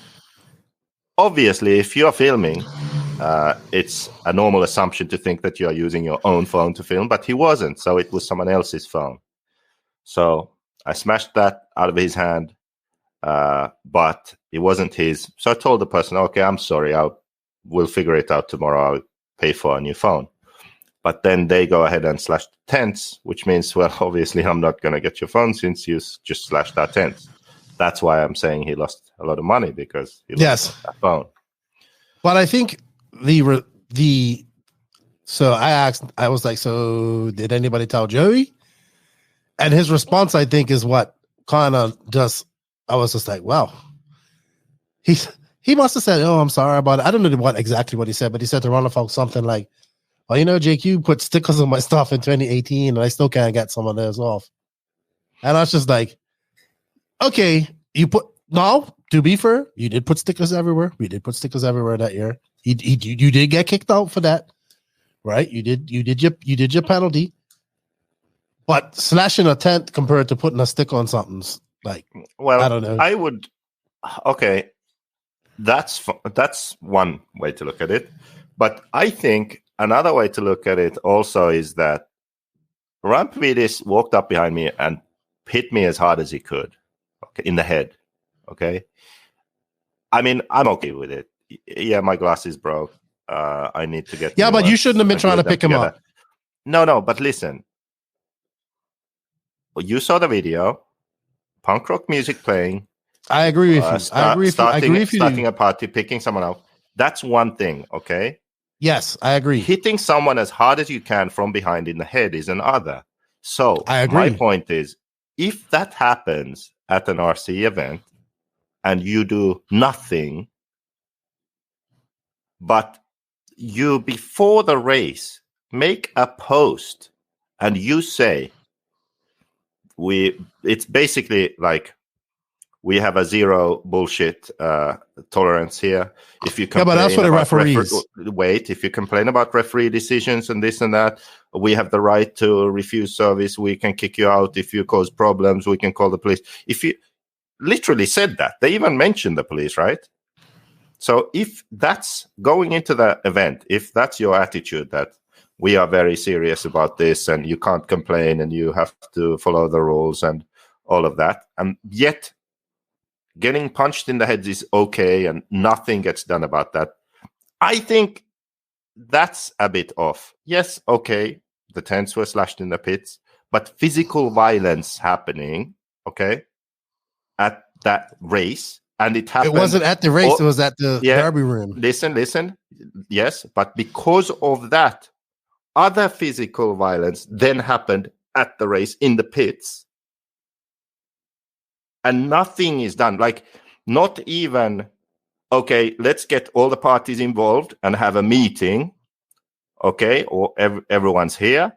What happened? Is everyone okay? Look, how can we move forward? What are we going to do? Like, nothing. Right? I think that's a bit off. Like, something should have happened. Right? I'm not saying disqualify everyone, but at least acknowledge like this happened. So I just think that, well, that's what I'm saying. That's what it feels like a bit. Because if you would flip this around, so I was clearly in the wrong, do you think it would be the same? No, of course not. You'd be well. So we need to go back. Let's just think about. Wait, let me give an example. You got kicked off for putting stickers and turning off a radio. But let me give you an example. every year. Okay, I'll give a different example. Let's say that we were in the same place, and I walked up behind Adam Drake and hit him in the head as hard as I could. Do you think that nothing would happen? No, you would have been kicked out of the whole thing. This no is my questions point. asked. This is my point. What's the double standard? So it shouldn't matter who does what to who. The thing that happened, the action, that is what matters. And that's why, like, I don't think that anyone should have been disqualified, okay? But I know that if what I just said, if I had walked up behind Adam Drake, hit him as hard as I could in the head, I would have for sure been disqualified. And I would never be welcome back at DNC. Yeah, probably right? not welcome back there, no. Do we? No. Yeah, I agree Why? with you there. For what? I agree with you there. This is kind of what I'm saying. So if you make a post like that about referees and complaints and rules and this and that, even actually when Joey smoothed out the track the first time and I went out on the track and I'm like, what the fuck are you doing? Why are you smoothing out the track after practice? We just practiced. We fixed our cars for a bumpy track. Now you're smoothing it out. He actually threatened to throw me out of the event. Right? So in this situation, just let's backtrack a bit.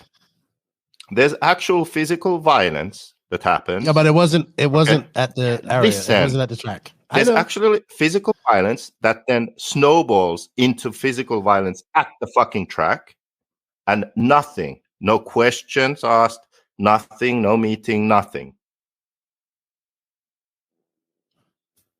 You know, when I saw Joey, when the sticker thing happened, I think he came up to me about 3 times to talk to me. I didn't see him after the tent slashing or anything. I didn't see him the whole time.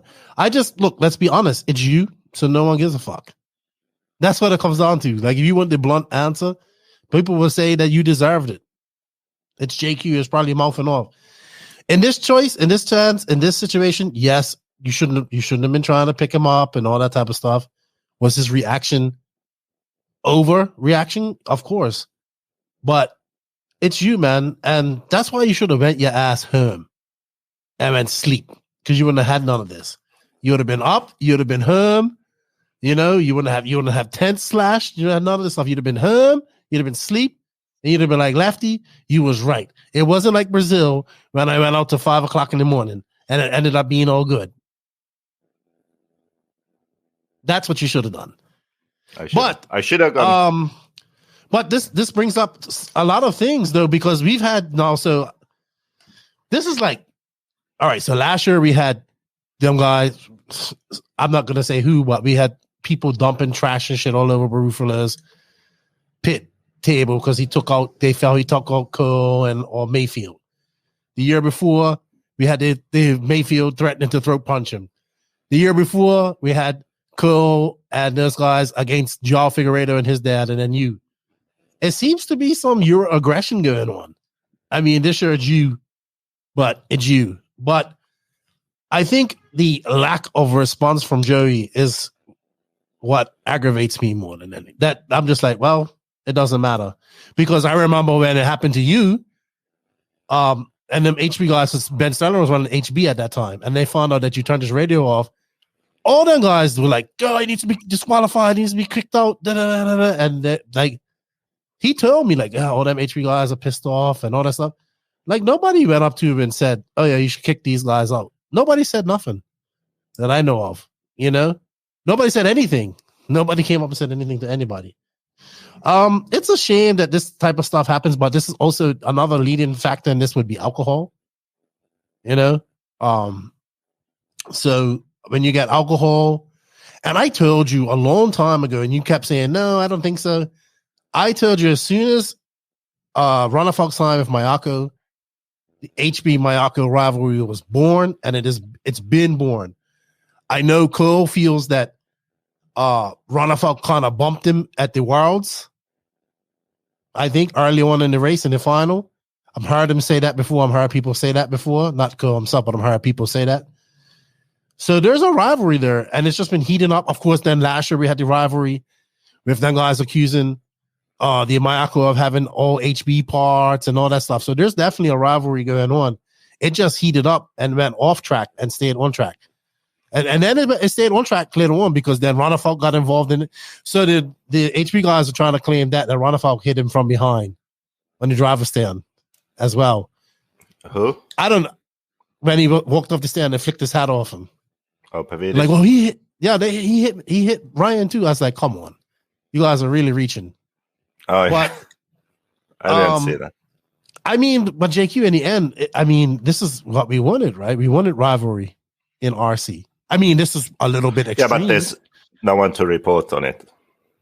Yeah, at the time, us. If I don't think I would have made that post, we'd have never found out who did it.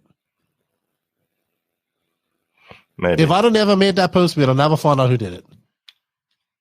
But and the person that did it, like, I like him a lot. Like, you know what I mean? It's my boy.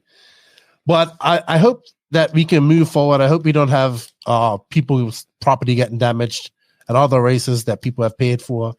I don't think we should be damaging people's property. I'm all for rivalry, but let's keep it on the track. And it I think we're definitely I think Mayako and HB definitely have a rivalry. No, JQ. Yeah. Yeah, Definitely. I would say so. Definitely. It's going to be saucy. I have another story, though. Tell me.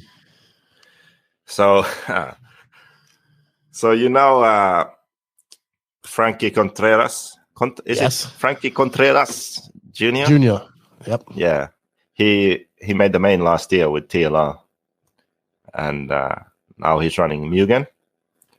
So I was going back to the trailer after the race. Or like it was main day, I think. Not after the whole race, but main day. And he was there with his dad packing up. And I know them from over the years because they used to race a lot at OCRC. Mm-hmm. And he was running TLR back then, like two-wheel drive. He was really fast. And he would often pit close together. And I talk a lot with his dad. And so I walk by and he's like, hey, JQ, you know your boy, I can't remember what he said. He said something like, what's up with your boy? I'm like, what boy? That guy on the podcast. Meaning Max, not you. He was really mad at Max. And you have to know, so since it's Frankie Contreras Jr., is his dad also Frankie then, or what? I think it's Frankie Contreras Jr. Yeah. Okay, let's just say Mr. Contreras. So Mr. Contreras, he looks like a bulldog. Yeah, he looks also like he's a little scrapper. Yeah. He looks like he could beat you up. Like let's put it this way: if he was the guy that wanted to fight me, I would have probably run. Okay, he's the size of a fire extinguisher, but yeah, he would have. He was mad at Max. What did Max do? So that's what I'm wondering, because I tried to get some specific quotes or answers, like what has he said, but I think it's just like a general thing with Max. I don't know. I haven't been listening to the podcast, so I don't think we've said anything. I don't know. I don't think he said anything wrong about anyway. Contreras. Yeah, he said like, man, Max should come over here and see if he's so tough as he is on the podcast. So anyway, so Max is making enemies. Basically, I seem to have taught him well. He is definitely making enemies. Yeah, so when we were talking over there, then Cole Tollard and some other TLR goon walked up. And then we were talking about TLR and Mugen and the whole thing when Horizon sent me the cease and desist, because I said TLR stands for Team Losers and the Last Resort. Remember that? And then... no, you don't. Just be... then Mr. Contreras said that, but it's only toy cars. Like, it's not a big deal. I'm like, hey, that's offensive. Okay, I understand that the TLR is a toy car and you're used to that, but the Mayako is a premium race car. Okay, it's not a toy. Oh, my gosh. So we had a good time, some good banter in the pits. Dude, I had a lot of fun in the pits. Yeah, but they were packing up and they were leaving, and I was a bit surprised. And he didn't make the main. And I don't think they stayed to watch the main either. And what was I going to say? I don't know.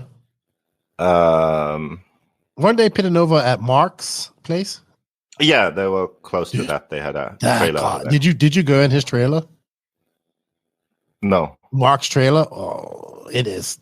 Dude, that is probably one of the best pit trailers I've ever seen. The counters are like perfect height. Each person has their own like big giant Protect charger in each station. He's got like two. Yes. His trailer. He says he has another one up there too. Dude, he has two big giant cabinets full of Mugen parts. I said, well, no, I thought you meant Pavides. No, Mark. Sorry. Yeah, Mark, I saw that. I saw that one. Dude, that's a nice setup. Yeah, what did you think about the referees? So I did see them. You said you didn't know if you saw the referees do anything, but I do know that so Chris Morale went in there and he got video evidence showing where he got his penalty and all that stuff. Well, I saw them call for traffic, which is good. But that's the only thing I saw. I think it's a step. I still think we kind of need to have the referees on the driver stand too, because you can't really hear them. Well, see, I also think people need to, if they go listen to like Stetson, how he does a race, he's like managing the race as well. You know, not just giving out penalties. I thought they did a pretty decent job of that. I heard a few people saying that they couldn't hear the guys because where the speakers were set up. But it was pretty cool that they actually had video evidence, so they could go back and show you where your penalty came from if you disputed it. So that was good. Yeah. So Chris was like, why did I get a 5-second penalty? And they showed him where he went wrong or whatever. So I mean, that was some positive things. I mean, I still have fun. I still had a lot of fun. It was just, I don't know. I'm also the social guy. I want to, see people out and about enjoying themselves, see spectators come by. And we just didn't have that this year. And there's a lot of money spent to go to that race to not have that. A lot of money. So anyway, to finish the Contreras story, I said how if he was the guy who wanted to fight me, I would run away. Mm-hmm. And Max should be afraid the next time he goes to California because Contreras isn't very happy with Max. Still, they were leaving early, right? And turns out that actually in the Contreras family, Mrs. Contreras is the boss. Okay? Oh. So I think they were going home just to be with her, which is very nice. And I think Women's Day was just earlier this week, I believe. Yeah. Mm-hmm. And then there's also Mother's Day at some point. So women basically get 2 days a year, right? But in the Contreras family, Mrs. Contreras gets every day of the year. And I just want to say, good job. And I just want to celebrate that fact. She has a loving husband and son who left the race early to be with her. That's amazing. That's family love right there. That means that you don't need Women's Day or Mother's Day. You got every day of the year. I didn't see this. That's a beautiful thing. That's a beautiful thing, really. So kudos to Mrs. Contreras. I just wanted to send that message out there. All right, JQ, I think we're going to wrap it up. But you hadn't been to California for a while. Was it good to be back in California? Was it good to be back around Degani and all those guys? I had a blast on there with Smoker, Greg, Chris Morale. It was just pure laugh. Salty Joe. Yeah, we had the whole corner there with the people I met in 2003. So Smoker and Degani, and then Chris next to them. Chris ran the very first JQ prototype back in 2011, and he's been running it ever since, and now switched to Mayako. So yeah, there are people with a long history. Let's put it that way. Oh my gosh, it was Greg would be sitting there. People were like, you need the Mugen 10.75 springs with 3 millimeters cut off the left. Yeah, you know how he gets in his when he's sitting there thinking about things he wants to do. But yeah, I said it before. So these, like last year, I only really got to spend like DNC in the pits. It was fun to be in the pits. I forget what it's like to be in there, talking to everybody, having fun. How do you think Tebow made out in the pits with us, being a little bit wild? I wouldn't say we were wild, but yeah, you and I are definitely wild. Smoker Lana, Ruin. I don't know. He was at the other end, so he was probably okay, but I'm sure it was a bit different than normal. Yeah, Oscar and Ronafog were up with us. Oscar got in pretty good. He was okay. Well, yeah, and we got along fine with Tebow, actually. We had a good talk also about, life things and... Yeah, we did. So everything's good on that front also. And I honestly think that one thing with Tebow is that he is a bit misunderstood in the industry because he is very honest and open also. He just says things how he thinks. Mm-hmm. But when I spoke to him more, he actually thinks about things and considers things on a deeper level too, like me. So we actually agree on a lot more than I think most people think, and I think that we thought ourselves also. So yeah, it was good. I think. What would you say? I honestly think that the next few years, people will be surprised what we will achieve together. Okay. That's good to hear. What would you say to everybody that will continuously say, well, you had 3 world champions and you didn't win DNC, Ronafok was in the D-main? What would you say to people like that? Well, if we are completely honest, then David is there to win races. He's a pro driver. Robert and Jared are there for other reasons. They can still win races, and Jared showed now at DNC that he was up there in the mix. So, of course, we want them to do well also in racing. But that's the reality of the situation, that David is the driver. He's there to win. Robert and Jared are towards the end of their careers. And the reason they are with Mayako is different, because they will be working for Mayako and doing other things also. So, of course, going into DNC, I thought, okay, we can have a really good race. We didn't. But it really doesn't matter. In the grand scheme of things, it doesn't matter. DNC is not like our number one priority of a race, That would be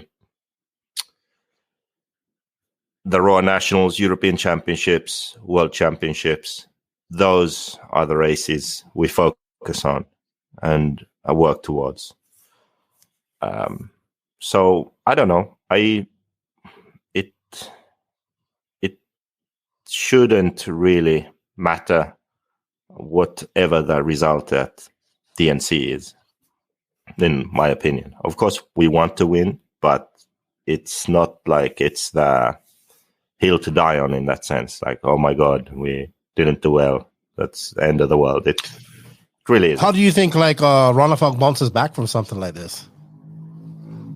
I don't think that it is a problem. I think he is confident. He knows what he can do. I think, if anything, I hope it would would sort of motivate him to practice and test a bit more, which I feel that he should do. I wouldn't say, I don't want to say that he is lazy, but I would say that he is a bit too confident in his ability and a bit complacent in that sense. Already last year also. Last year was good, right? But it wasn't like he was insanely motivated to go to the track and run gallon after gallon and practice and test. And no, it wasn't like that. Like more like a Cavalieri approach in a sense, you know. Go to the track just a bit, run, practice. I'm good. I got this, you know. Where I want to see a bit more of the crazy mentality of I'm going to spend days at the track and I'm going to figure this out kind of thing. So maybe this can push him a bit more in that direction. Like, okay, I can have bad races too. Let's make sure I never have this again. Yeah, for sure. Predictions with Mayfield and a new ride. Do you think Fenn and Mayfield just continue to go on their winning streak? Do you feel that Dakota can break it up? I'm sorry. Do you feel that Tebow can still win at some point this year? That's the goal. I believe he can.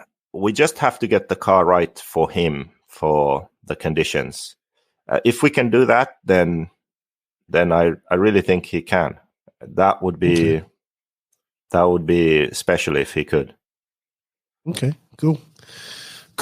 All right. Well, anything to add before we close out on this? No, I hope it's not a story about Women's Day, but no. But I dedicate this podcast to Mrs. Contreras. She's the boss. Yeah, I bet she is. Just like in my household, my wife's the boss. Yeah, see?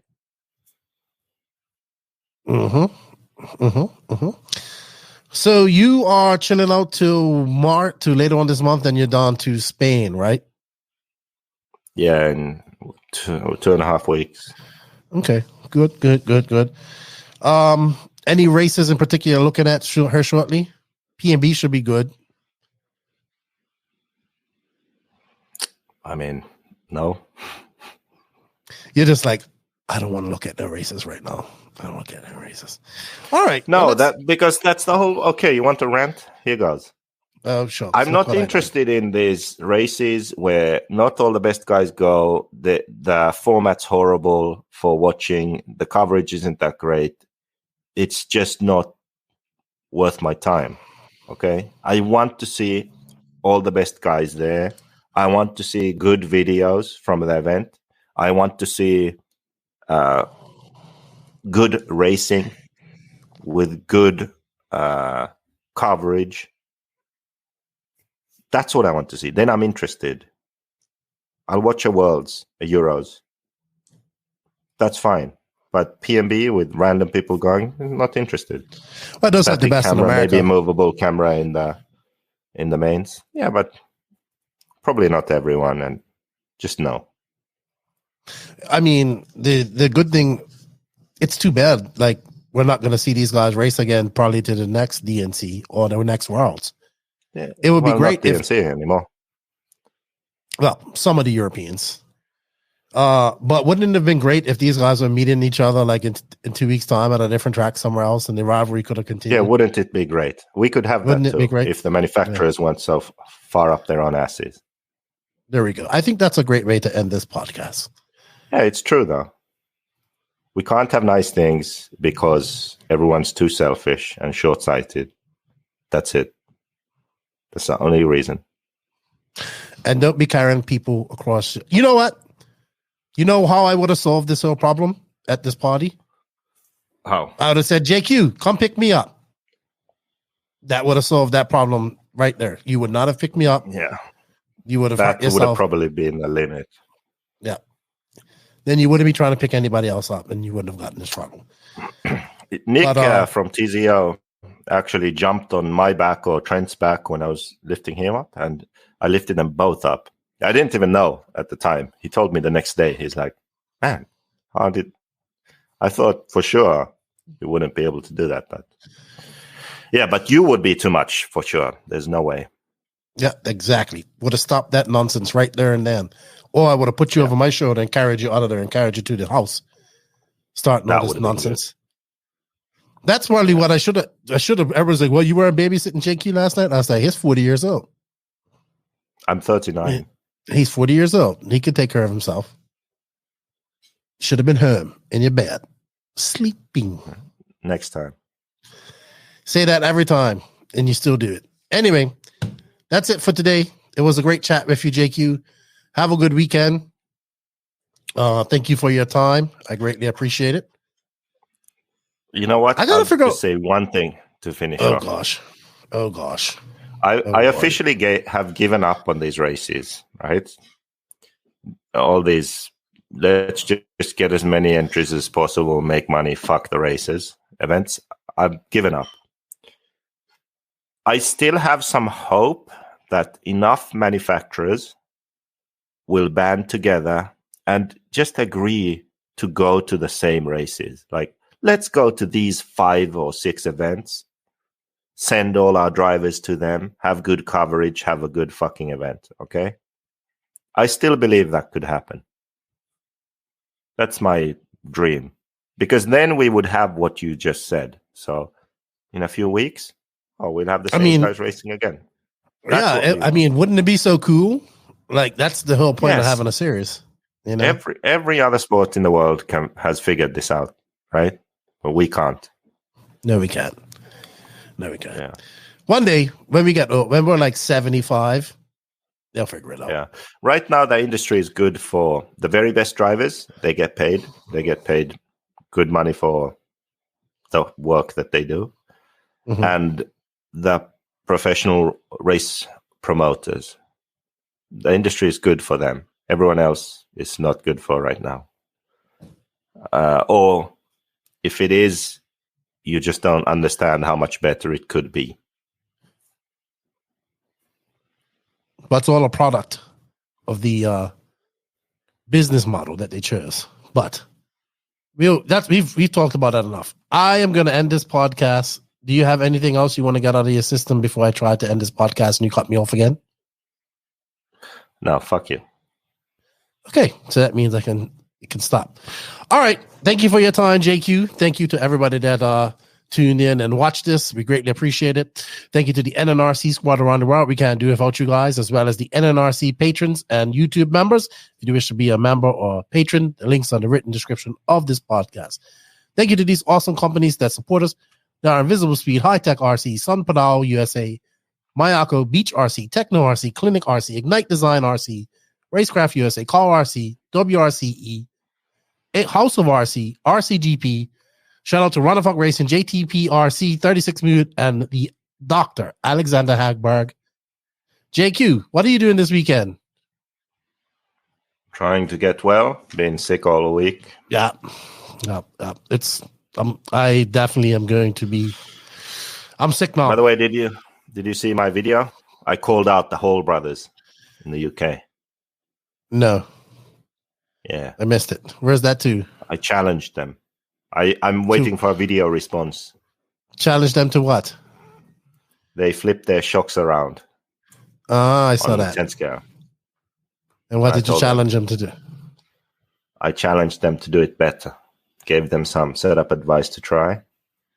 And they should try that and make a video and say, JQ, you were right. You were right.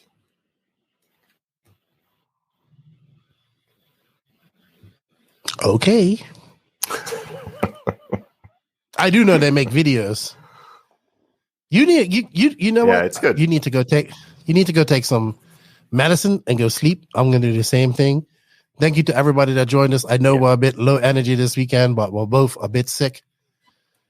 You can hear it in me. JQ, thank you for your time.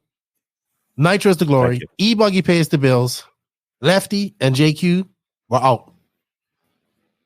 Probably ain't going to see him for a while either. So, see you later. See you later, JQ. Say goodbye to everybody. Bye-bye. See you.